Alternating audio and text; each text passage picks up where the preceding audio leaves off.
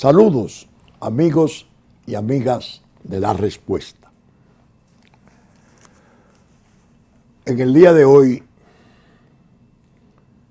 podría dedicarme a tratar un tema que se produjera o surgiera en la semana con motivo de la decisión trascendental del Tribunal Constitucional que vino a reiterar y refrendar una decisión de la Honorable Suprema Corte de Justicia acerca de la cuestión delicadísima de la nacionalidad. Algo que está expresado en forma muy clara y neta en la Constitución del año 2010, lo estaba en la precedente, pero pasó a estarlo ahora en una forma más clara y categórica. Ha levantado comentarios de todo género, ha habido versiones encontradas, según decía un matutino, y era esperable. Sin embargo, no es ese el tema que voy a tocar hoy. Me quiero referir a un tema más delicado y acuciante que viene merodeando la suerte nacional en forma muy peligrosa, como obra del crimen organizado y la comercialización de la droga a su cargo. Ustedes son mis mejores testigos de que siempre trato ese tema buscando profundizar en sus complejas entrañas, buscando interpretar los alcances, muchas veces, cuando no invisibles, muy bien disimulados. Ustedes son mis mejores testigos de que mis esfuerzos durante muchos años, tanto dentro de este programa La Respuesta, como en casi todas las actividades expresadas por televisión, por radio, por prensa, saben ustedes que todo ese tiempo lo he dedicado a advertir al país sobre los peligros que encierra ese ataque que se ha hecho creciente, ese ataque incesante del crimen organizado contra nuestra sociedad, contra nuestra nación. El narcotráfico, no vayan ustedes a entender que está dirigido en una forma burda, violenta, solo violenta. No. Tiene estrategias, tiene intelección, cuadros de mando que no necesariamente aparecen o raras veces logran ser identificados. Preferentemente extranjeros, colombianos, mexicanos, italianos, rusos, búlgaros, de todos los lugares donde hay radicados los focos originarios del gravísimo trastorno de la humanidad de hoy, la droga. ¿Qué hacen ellos en los estados cuando se infiltran? Se dice, no sin razón, que es tan insidioso como el cáncer, porque no se percibe en los primeros tiempos.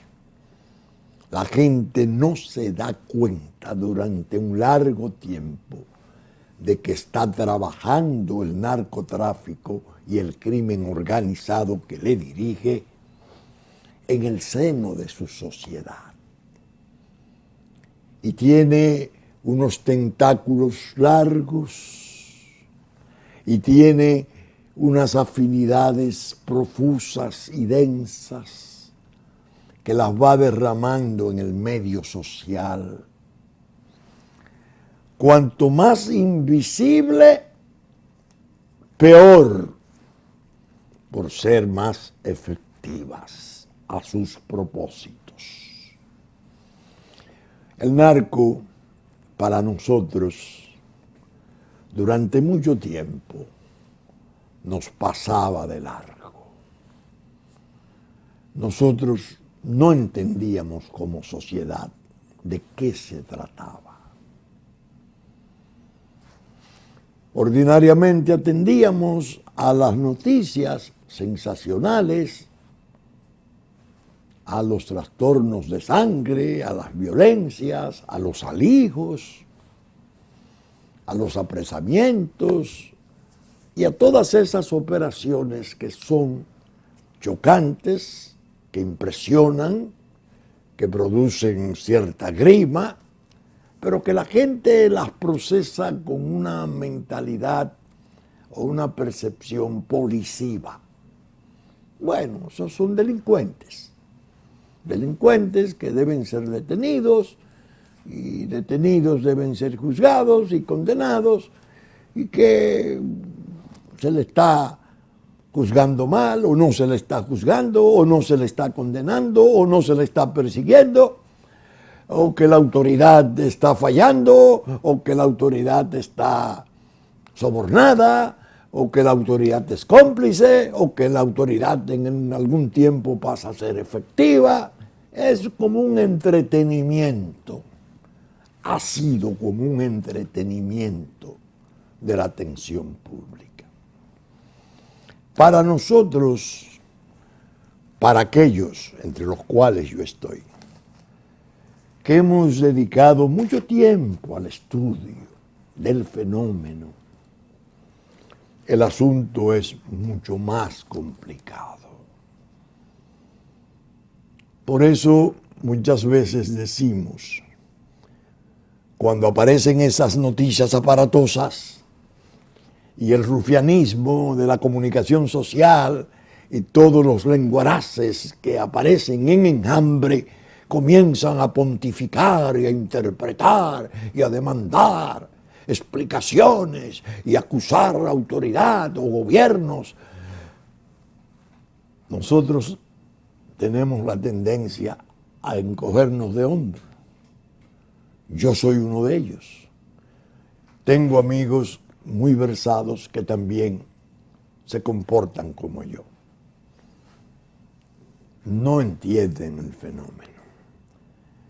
Se puede decir, usando una frase muy común, cuando ese murmullo, cuando esa estridencia surge en cada episodio noticioso, ellos creen que van hacia el conocimiento del fenómeno. Pero los que hemos estudiado el fenómeno decimos, ya nosotros venimos desde muy lejos. Y la interpretación que le damos a los sucesos no es tan ordinaria, ni tan simple, ni tan común.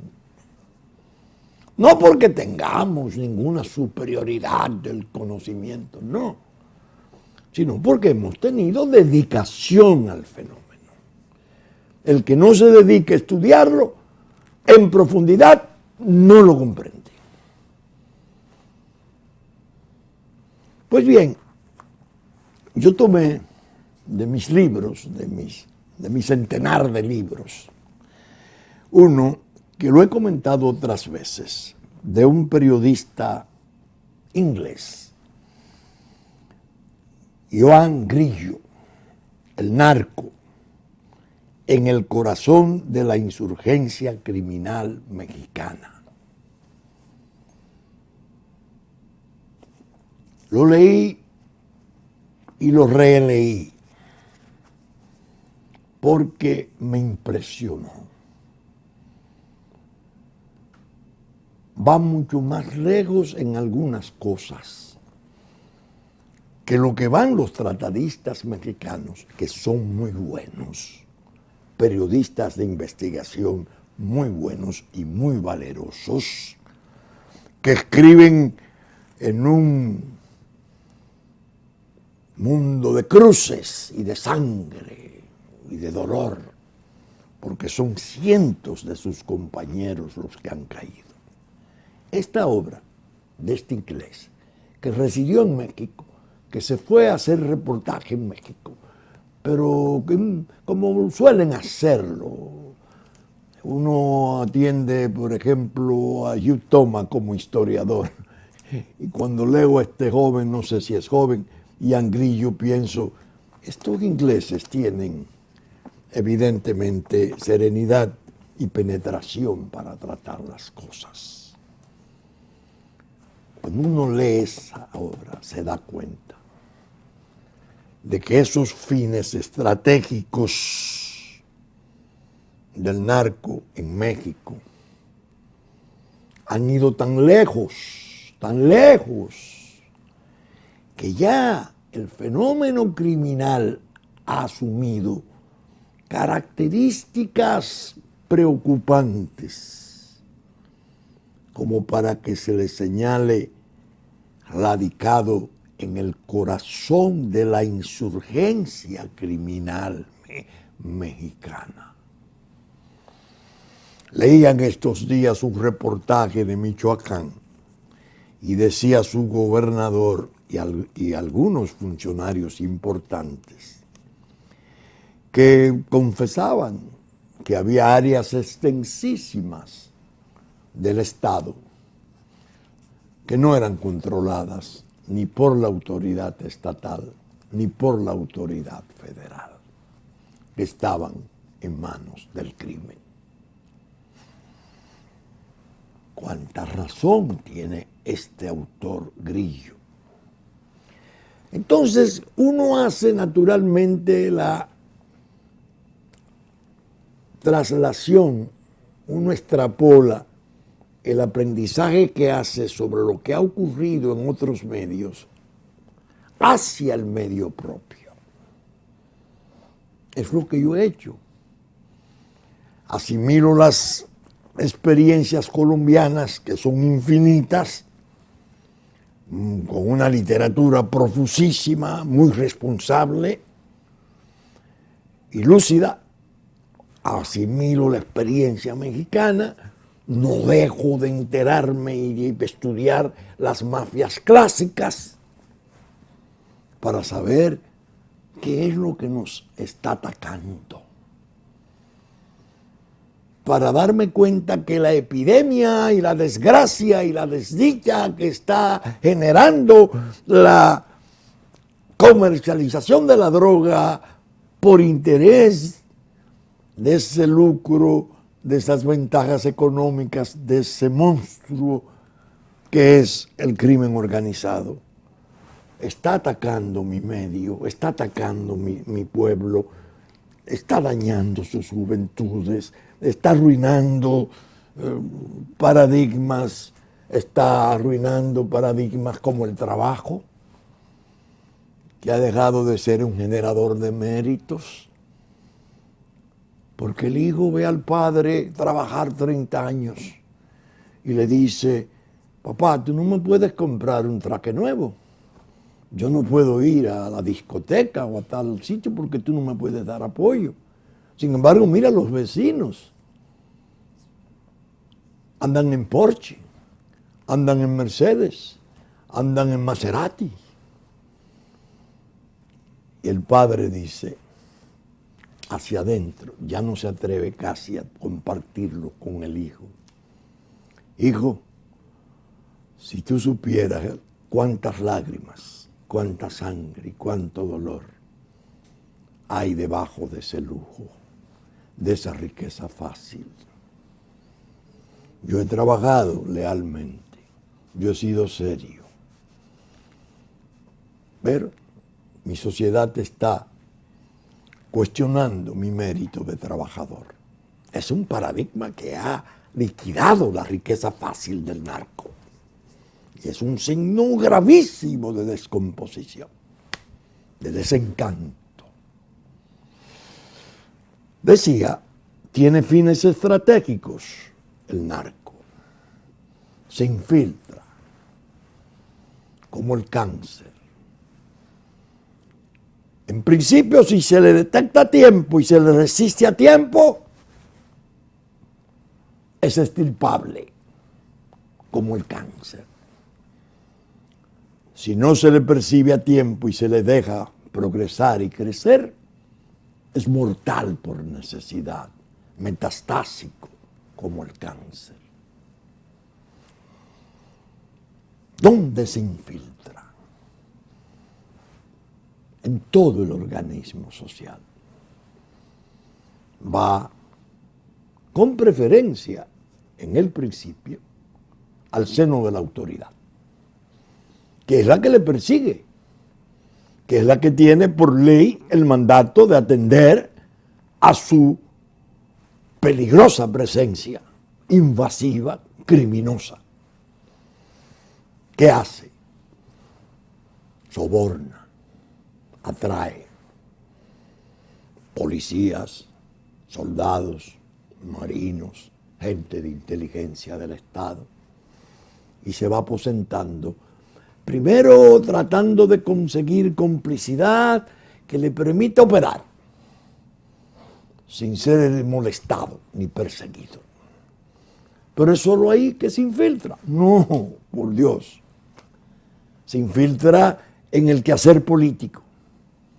Sufraga candidatos, paga candidatos y espera que el candidato o los candidatos, una vez llegaren a sus posiciones, van a responder al compromiso que ya tienen.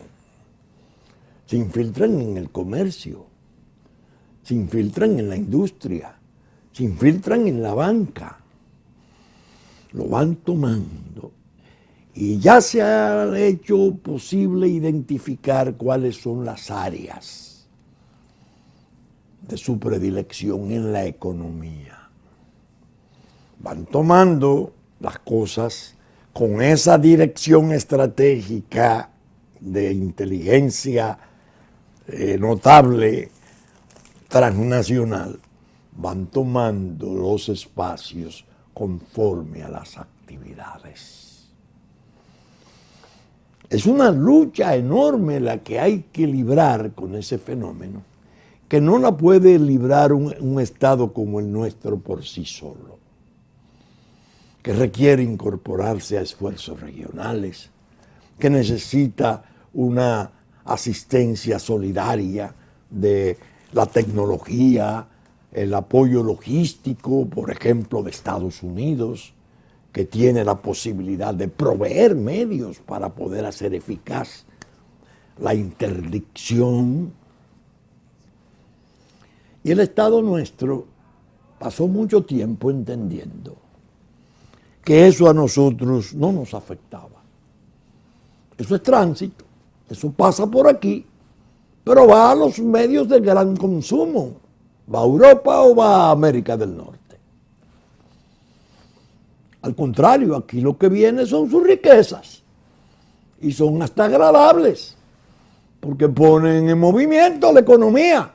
Ese era el razonamiento de muchos años, todavía sigue siendo razonamiento de muchos estamentos. La realidad es diferente.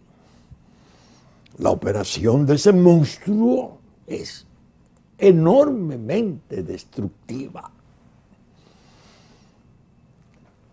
Entre los métodos que utiliza el narcofigura la captación de oficiales claves. Nosotros hemos tenido experiencias, yo digo que 4 años, 96-2000, presidente del Consejo Nacional de Drogas, 2005-2013, 8 más, asesor en política de lucha antidroga tanto del presidente Fernández como del presidente Medina. En la actualidad he visto muchísimos casos de infiltración puntual sobre oficiales claves, sobre personal clave.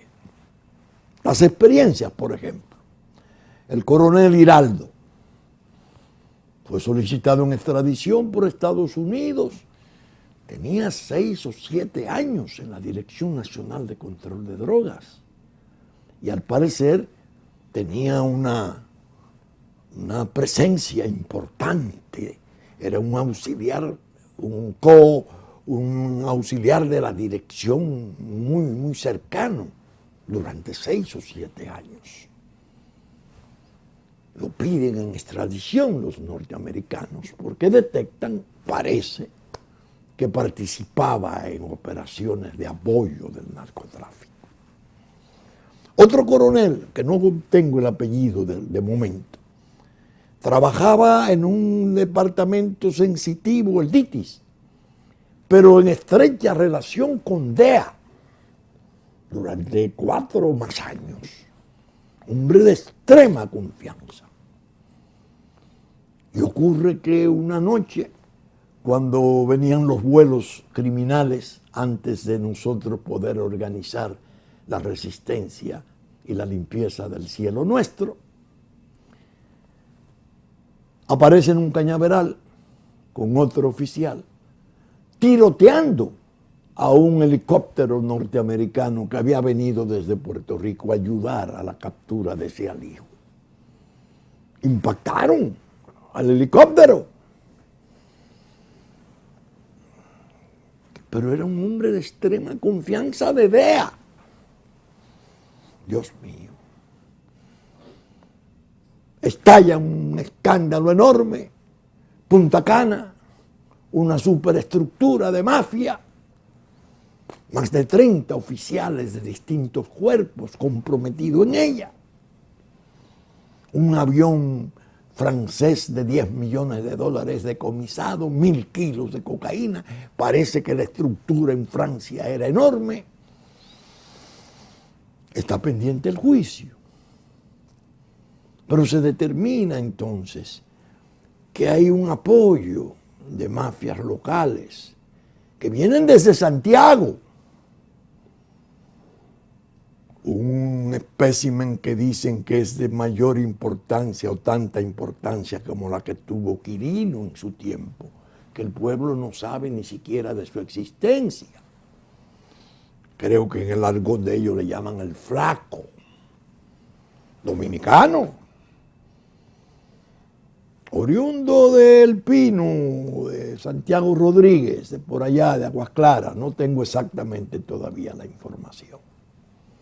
En la base de la dirección de toda la operación para abastecer a esa estructura enorme de droga que iba hacia Europa, de heroína. Bueno, Paya, 7 asesinatos, $10 millones, un alijo de no se sabe cuántos miles de kilos, oficiales de Marina comprometidos, extradición de otros oficiales de Marina, un tal coronel Rosó, coronel Suazo, que están pendientes de juicio en Puerto Rico. Como ustedes ven, muchas muestras de deserciones de oficiales militares y policiales de sus deberes, traicionando sus mandatos, traicionando a su pueblo. ¡Qué grave! Cuando pasamos al plano exterior encontramos escándalos formidables. El mayor, quizás uno de los mayores, fue el del general Rebollo, Gutiérrez Rebollo de México, jefe del ejército, que era el hombre que de apoyo de Amado Carrillo Fuente. Está condenado. Pero vemos también el grupo Z de México, cómo surge de las propias filas militares de alta especialidad.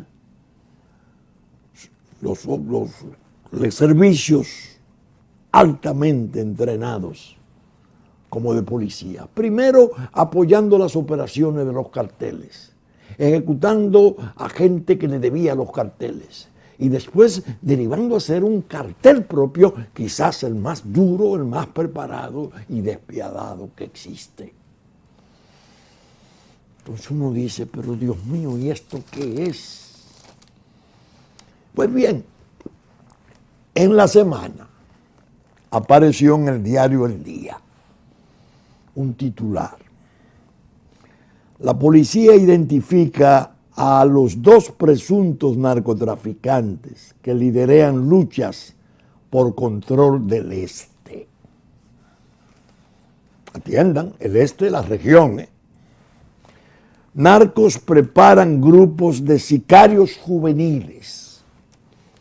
Informe policial que obtuvo el diario El Día indica que el asesinado Copelín los estaba reclutando.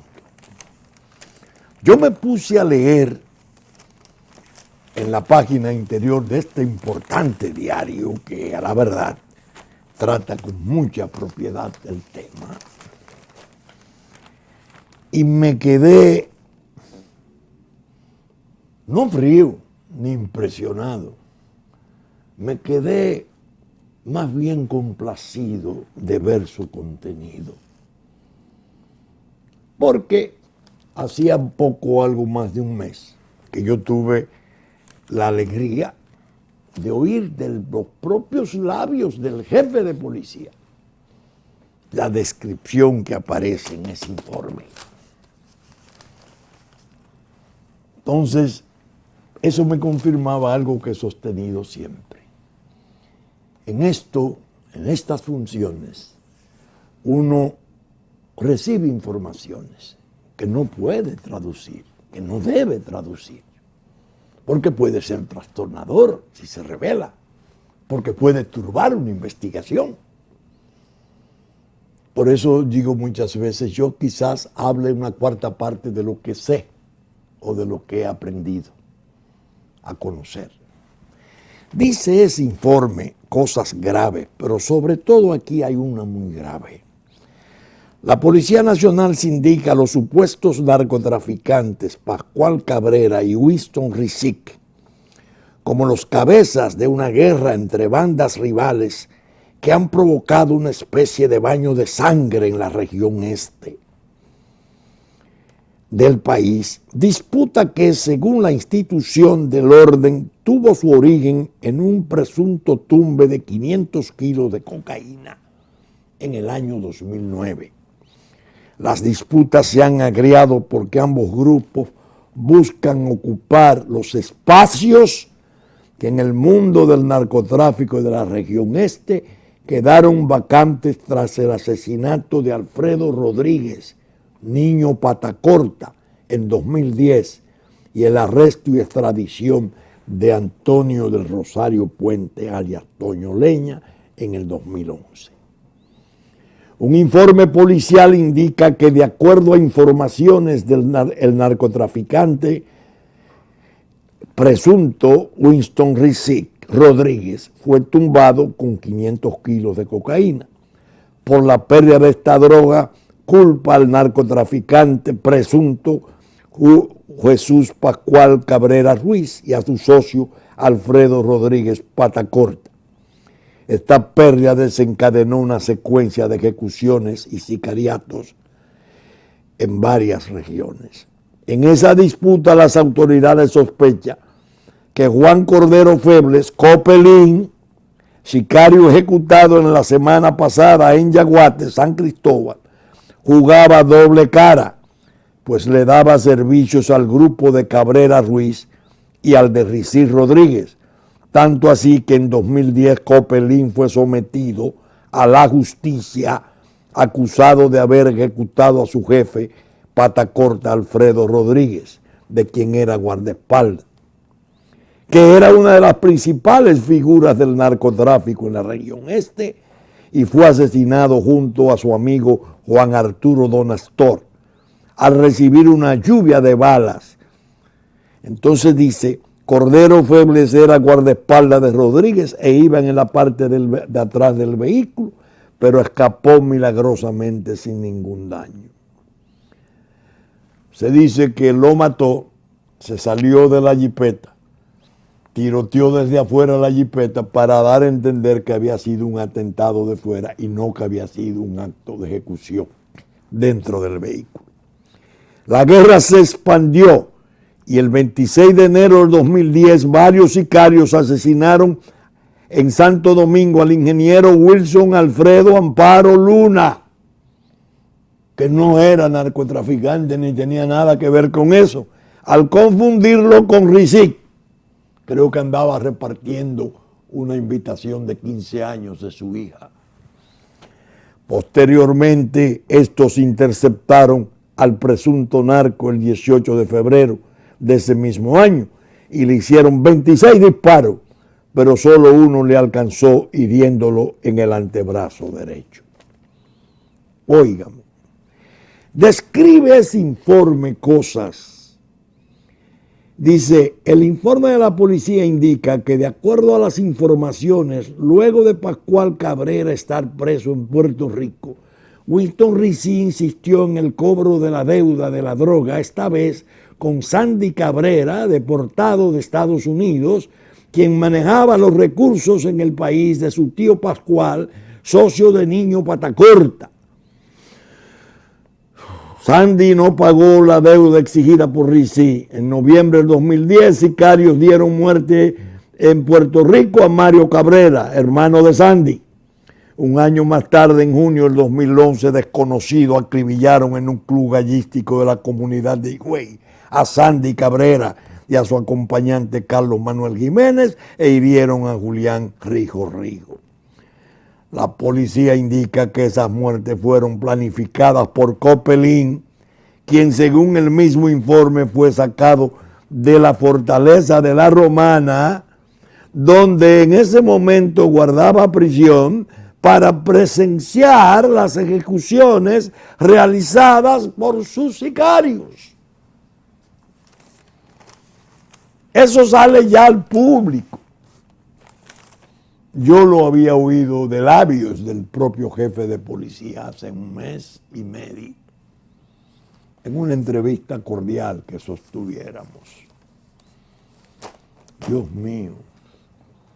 Cuando yo le oí a él explicar en detalle, siendo comandante de Romana, con el conocimiento que tenía el fiscal Polanco, que ha sido valeroso en la lucha antinarco, cómo estaba amenazado de muerte, la protección que le ofreció, la posibilidad que hubo de asesinar a la hija de este en un acto de graduación, una adolescente, el arrepentimiento del sicario que había enviado Copelín y la revelación que le hizo a la justicia de que él en el último momento sintió repugnancia por ese hecho. Óigame, yo oyendo eso pensaba en Fuego Cruzado de la Turasi, la mexicana periodista, o El narco en el corazón de la insurgencia criminal mexicana. Me parecía no estar aquí. Esas revelaciones me llevaban la mente a pensar, Dios mío, pero hemos ido tan lejos.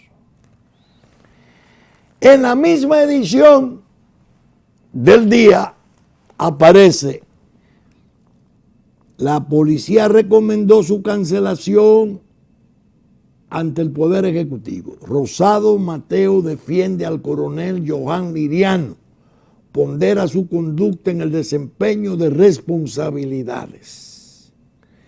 Digo, para su destitución dice que la recomendación del Consejo Superior Policial para su sustitución son fruto de un libelo emitido en 2011 y que fue debidamente esclarecido por las autoridades correspondientes en su momento.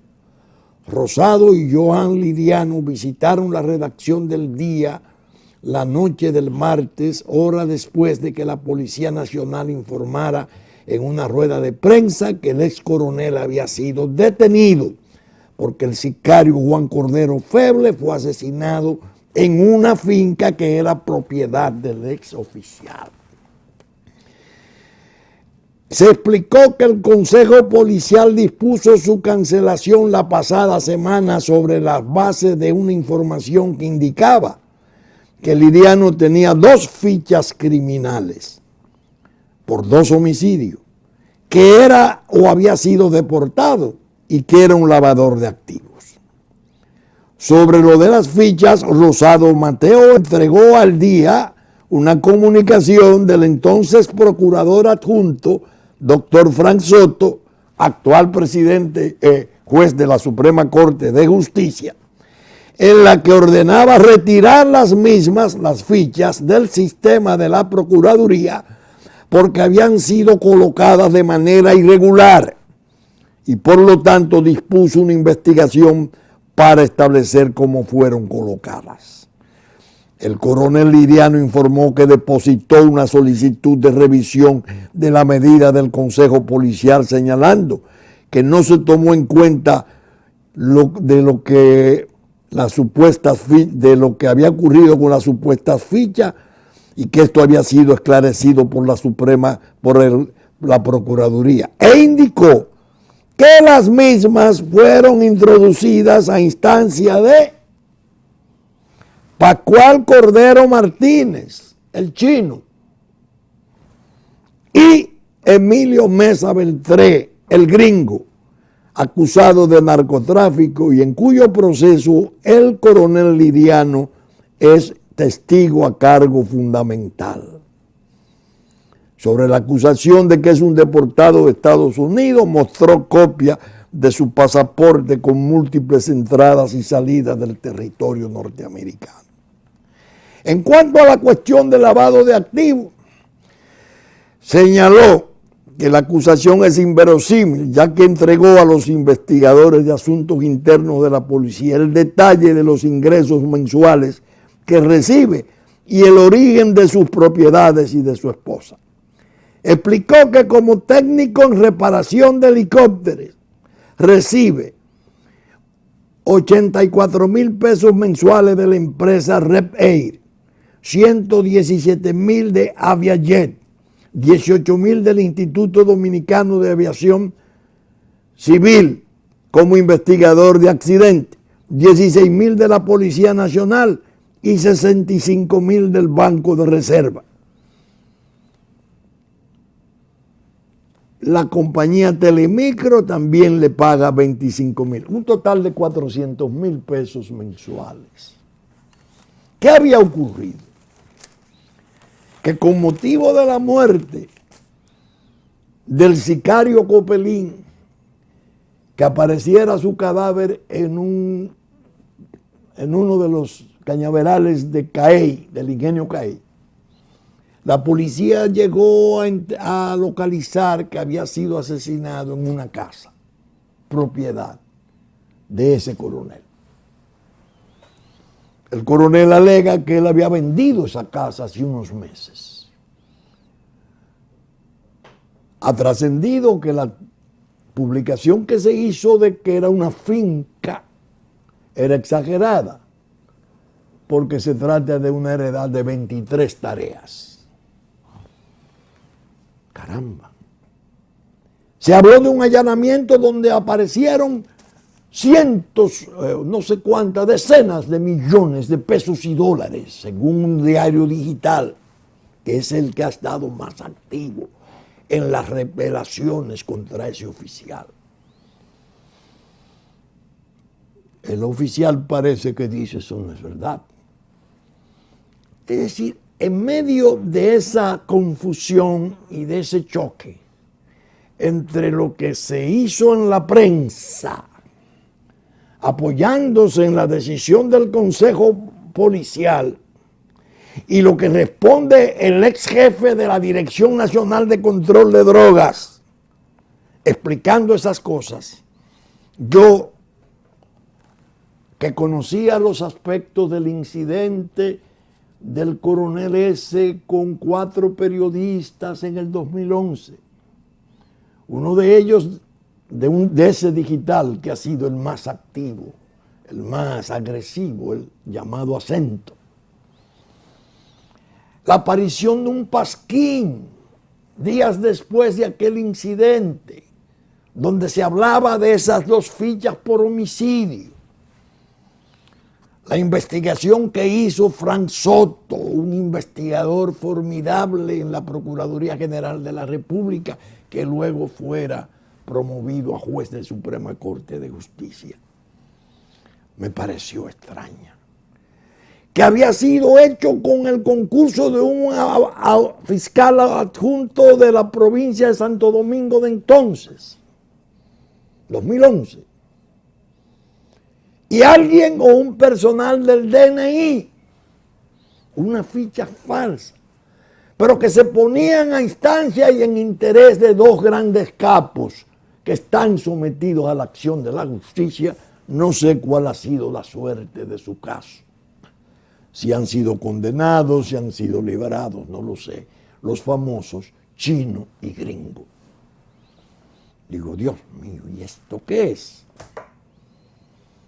Pero recuerdo, a través de libros como este, México.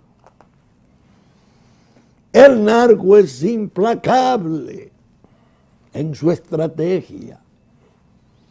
Su estrategia fundamental es, independientemente de las riquezas que genera con la comercialización de la droga, es situarse casi en condición de estado virtual, con mucho poder, con muchos espacios tomados.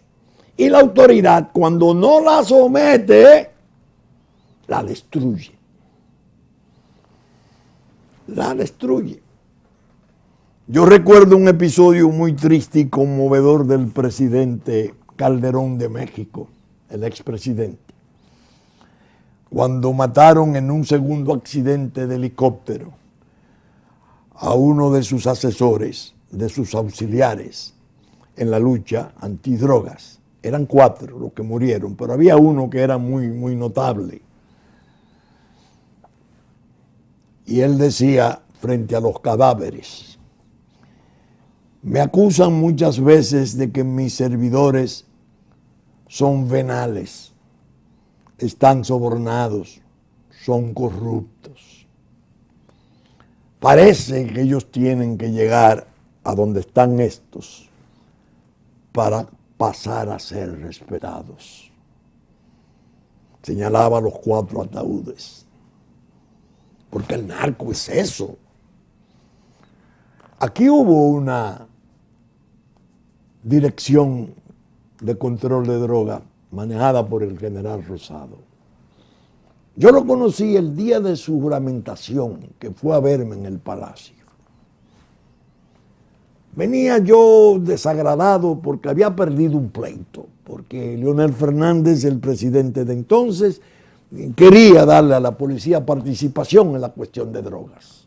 Y yo decía, es un cuerpo muy numeroso, no hay manera de establecer su disciplina. El peligro reside en que es verdad que tiene presencia territorial, pero si no han podido manejar idóneamente la cuestión del tránsito vehicular, y por eso se creó AMET, explíqueme, presidente Fernández, cómo se van a manejar con los puntos de droga. Es mejor la dirección, es un task force. Bueno, perdí el pleito. Llega aquel general, se presenta, yo soy fulano, general Rosado, me estaba muy bien, ¿cómo está usted? Yo con mi convicción y mis antecedentes de lo que había sido medio escandaloso en policía con la ley anterior, la 168, sin querer. Los hechos fueron demostrando que era un oficial muy capaz, muy valeroso, muy arriesgado, que hizo operaciones importantísimas Y sobre todo me llamaba la atención el respeto creciente de la autoridad norteamericana por su trabajo. Los norteamericanos estaban muy complacidos viendo el trabajo de él y lo sentía con la distancia de vida muy engranado con esa instancia logística norteamericana, que es muy importante, sobre todo porque tienen medios de inteligencia infinitos.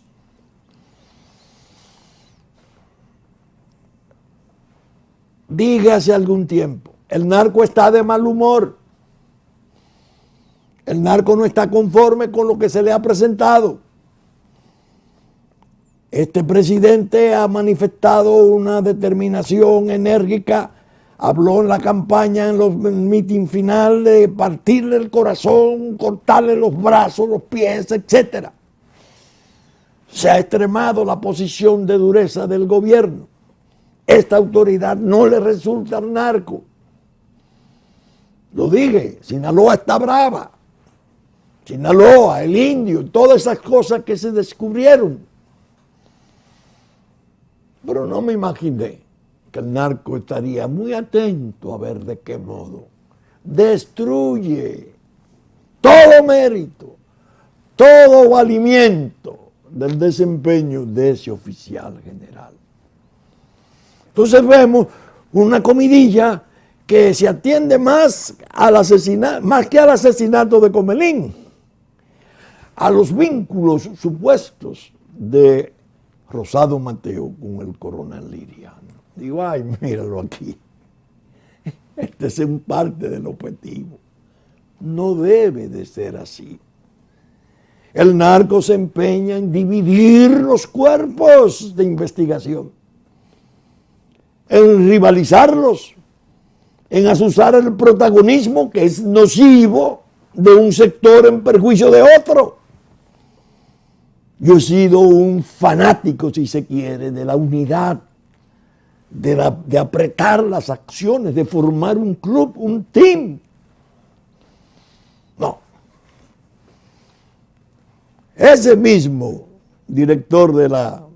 presidente de la Dirección Nacional de Drogas, un oficial excelente, quizás el que mejor conozca la cuestión de lavado de activos, que ahora acaba de hacer una revelación espectacular sobre cómo se lava en casinos, en torres, en inmobiliarias. En un momento lo iban a sacrificar, pero era testigo de, hombre clave de, el caso Paya. Me recordaba del general Rosso José Serrano, que me decía, cuando tú ves que un oficial es testigo importante en un juicio de capos, ten cuidado con las acusaciones, porque ellos tienen como método invalidarlo. Pero bien, ¿qué ocurrió en medio de todo esto? Que ya estoy contando porque ya la prensa lo ha exhibido. El Procurador General de la República, lo reconozco, obró muy bien. Puso en manos del magistrado Juan Sedano, Procurador General adjunto, la investigación. Yo creo, si se quiere, ciegamente, en la seriedad y la rectitud de ese funcionario del Ministerio Público. Y en ese expediente voy a creer lo que él establezca. Ahora bien, el problema no es establecer en un sentido o en otro. Si el coronel tiene esas cosas, ya se sabe que lo de la ficha fue falso. Ya se tiene una idea de la cuestión de su solvencia, porque es un técnico de mantenimiento de helicóptero que, según me dicen, atiende el propio helicóptero presidencial. Es que le da mantenimiento a la seguridad del presidente. Ustedes están oyendo. Entonces yo digo, independientemente de cuál que sea el resultado, debe tener consecuencias lo que se produzca. Que no se quede la investigación como se quedó, en el nivel en que se quedó cuando el magistrado Frank Soto hizo la investigación y detectó a través de la confirmación que diera una fiscal de la provincia de Santo Domingo, en el sentido de que no existían querellas ni denuncias sobre homicidio alguno relativo a ese hombre. Se quedó así. ¿Por qué no se investigó quién del DNI y cuál fiscal pudieron implantar esas fichas falsas? ¿Por qué no se atendió al hecho de que el oficial, ese Liriano, era testigo a cargo de eso en el juicio criminal de esos dos capos? Si ahora la averiguación confirma esas cosas, en mi opinión, debe tener consecuencias. Porque si no se sacan lecciones y consecuencias de experiencias de ese tipo, vamos a ir de mal en peor. Yo creo lo que diga el magistrado Sedano. Yo creo lo que el Ministerio Público entienda que ocurrió. Qué bueno. Una buena oportunidad que no debemos desperdiciar.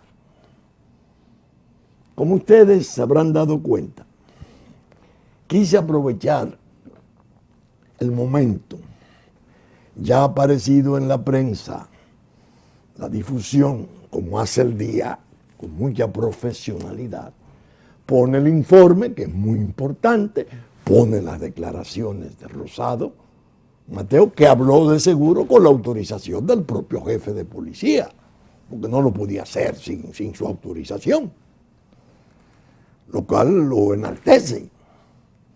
Y al general Rosado también lo enaltece que se arriesgue a salir en defensa de un oficial subalterno que le llegó a decir en el programa, un programa de la tarde, donde había mucha actividad acusatoria, que él le tenía una lealtad especial al coronel Liriano porque había descubierto el perno tornillo del helicóptero a la dirección, que estaba preparado de tal forma que se fuera a caer cuando él volara esa noche. Óigame, estamos hablando de pólvora gruesa. Entonces, yo soy un partidario permanente del mérito. Para mí no hay preferencias. El oficial que se distingue, fuere cual fuere su rango, fuere cual fuere su actividad, si lo hace bien, tiene mi simpatía y mi apoyo. Si lo hace mal, no tiene ningún género de consideración de mi parte. Yo creo incluso que hay experiencias tristísimas entre nosotros, en las cuales yo recuerdo haber ido a la Marina de Guerra a pronunciar una conferencia. En medio del escándalo horrible, de la atrocidad del caso Paya, aquellos 7 asesinatos, aquella barbaridad. Y yo le di una conferencia alentando al cuerpo, porque la idea morbosa que había era sentar en el banquillo a la institución. No era la obra de unos cuantos oficiales, de unos cuantos desertores de sus deberes. No, era la institución. Y yo veía que en eso había un empeño muy peligroso, posiblemente organizado a través de los hilos y los vasos comunicantes que tiene el narco para hacer llegar las cosas a la comunicación social complaciente, que anda muy cerca de áreas de complicidad, no en la prensa formal nuestra, valga la aclaración, que yo respeto. Y esa conferencia que yo dicté era un aliento al cuerpo, y diciéndole: estoy hablando ante ustedes en un momento difícil, dramático, en que está puesto en entredicho el honor de la institución por obra de unos cuantos. Es decir, para mí estas cosas son de enorme interés. Por eso las he tratado en el programa de hoy, tratando de llevarles a ustedes información y posiciones de orientación respecto a estas cosas tan delicadas. Bien, saben ustedes que estamos saliendo por Telemicro Canal 15, nuestra versión central, domingo a las 11 de la mañana, que ya nos anticipó Supercanal 33, sábado a las 7 de la mañana, TV10 de Puerto Plata, sábado a las 5 de la tarde, Teleradio América a las 12 de la noche, de sábado, Canal 12 y Canal 45 de televisión abierta, que asimismo Teleimpacto al mediodía de domingo, como a las 9 de la noche. Telefuturo, Canal 23, a las 8 de la mañana de domingo nos anticipa. Telenor de San Francisco de Macorís, domingo a las 6 de la tarde.